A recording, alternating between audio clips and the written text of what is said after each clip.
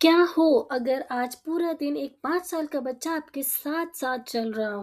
जरा तसव्वुर करें, तुम्हारे काम पर, तुम्हारी जिम्मेदारियों में। Ramzan day 16, 17 and 18। हम अपने आप से हमेशा एक्सपेक्ट करते हैं कि हम स्ट्रांग रहें, स्ट्रेस को हैंडल करें और थकावट के बावजूद चलते रहें।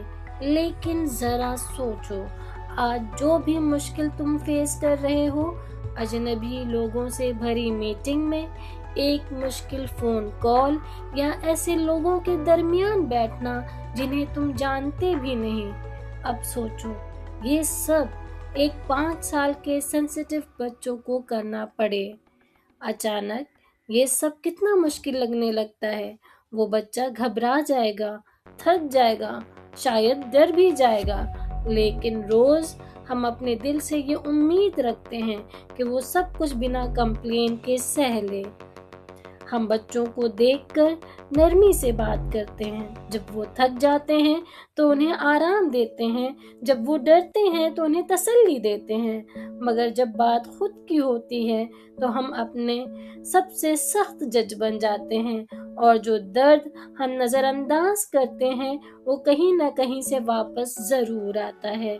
कभी एंजाइटी बनकर, कभी थकन, कभी हेडेक और कभी बेचैनी। सच ये है, हर इंसान के अंदर अभी भी एक नाजुक सा बच्चा रहता है, और उस बच्चे को भी मोहब्बत और रहमत की ज़रूरत होती है। तो आज जब जिंदगी ज़्यादा भारी लगे, बस खुद से एक सवाल पूछिए, अगर मेरी जगह एक 5 साल का बच्चा हो तो वो कैसा महसूस करेगा?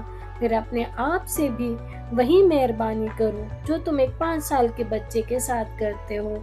आइए मिलके दुआ करें, या अल्लाह हमारे दिलों को सुकून अता फरमा, हमें सब्र और रहमत दे, और हमें अपने आप पर भी नरमी करना सिखा।